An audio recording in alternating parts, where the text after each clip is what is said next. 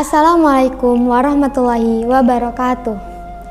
Sahabat MDP TV yang berbahagia, ada sebuah kisah dari Ka'ab bin Malik, seorang penyair besar Islam sekaligus salah seorang sahabat Nabi Muhammad SAW dari kalangan Ansor.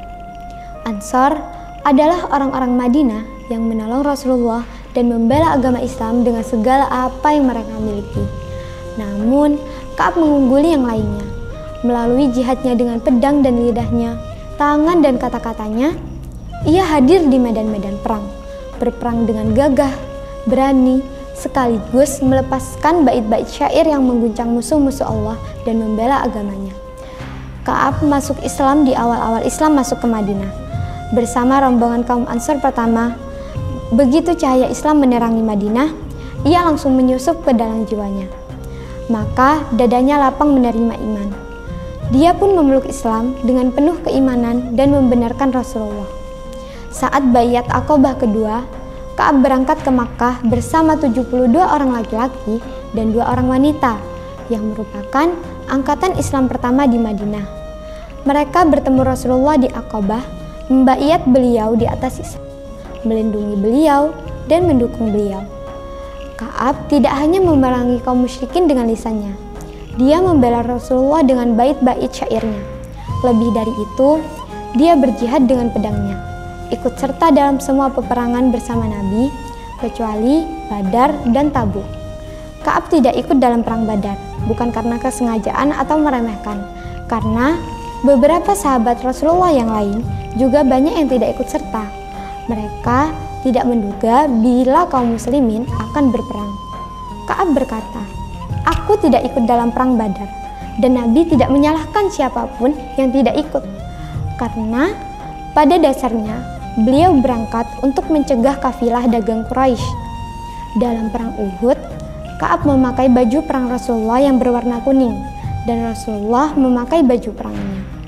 Ka'ab mendapatkan luka sebanyak 17 luka, manakala kaum muslimin terpukul mundur di perang Uhud dan para penyair kaum musyrikin mulai berbangga dengan itu. Namun, luka-luka yang mendera pada Ka'ab dan kaumnya tidak membuat mereka menghentikan jihad di jalan Allah. Dalam kondisi panas yang menyengat, perang Tabuk terjadi. Kaum muslimin menghadapi kesulitan yang berat hingga perang ini disebut dengan Perang Al-Usrah. Umar Al-Khattab menjelaskan, "Kami berangkat bersama Rasulullah ke Tabuk di bawah panas yang terik. Kami singgah di suatu tempat. Kami kehausan yang sangat, hingga kami menyangka leher-leher kami akan terputus. Seorang dari kami pergi mencari air. Dia tidak kembali, hingga dia menyangka lehernya akan terputus, hingga seseorang dari kami menyembelih untahnya. Lalu dia memeras jeroannya dan meminum airnya. Sisanya dia simpan dalam hatinya." Ada sekitar 80 orang lebih tidak berangkat dalam perang ini karena panas yang menyengat ini.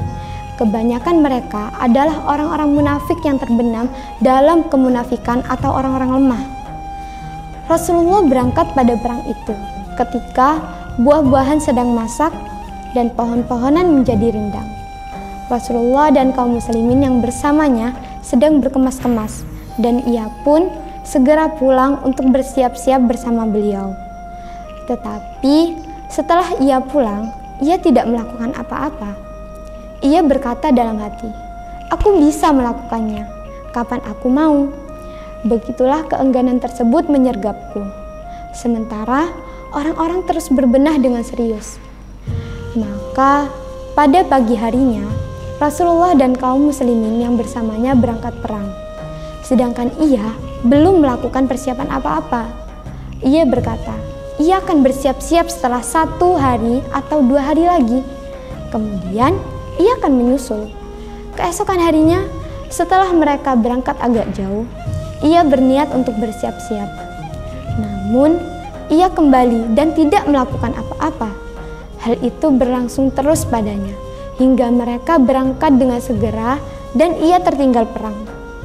Sempat tersirat minat dalam dirinya untuk mengejar mereka, dan seandainya saja ia melakukannya saat itu, namun hal tersebut tidak ditakdirkan untuknya.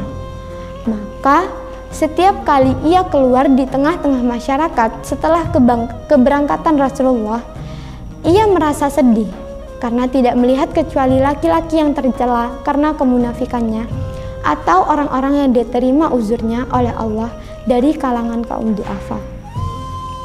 Setelah Rasulullah pulang dari perang, ia langsung menghadap Rasulullah. Ia meminta maaf kepada beliau. Ia berkata jujur kepada Rasulullah alasan tidak mengikuti perang.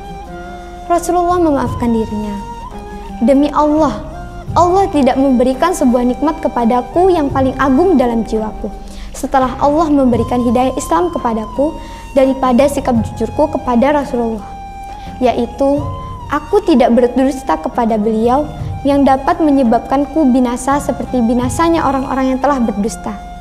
Sesungguhnya Allah berfirman kepada orang-orang yang berdusta pada waktu Dia menurunkan wahyu dengan seburuk-buruk ucapan yang diberikan kepada seseorang, di mana Dia berfirman dalam surat At-Taubah ayat 95 hingga 96 yang artinya, mereka akan bersumpah kepadamu dengan nama Allah ketika kamu kembali kepada mereka agar kamu berpaling dari mereka.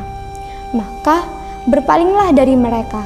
Sesungguhnya mereka berjiwa kotor dan tempat mereka di neraka jahanam sebagai balasan atas apa yang selama ini mereka kerjakan. Mereka akan bersumpah kepadamu agar kamu ridho kepada mereka. Namun, sekalipun kamu ridho kepada mereka, sesungguhnya Allah tidak akan ridho kepada kaum yang fasik.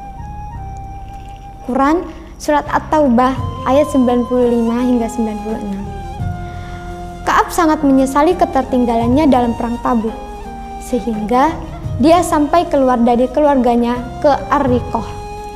Di sana, dia mendirikan sebuah tenda untuk bermalam dan beribadah kepada Allah di bawah matahari di siang hari.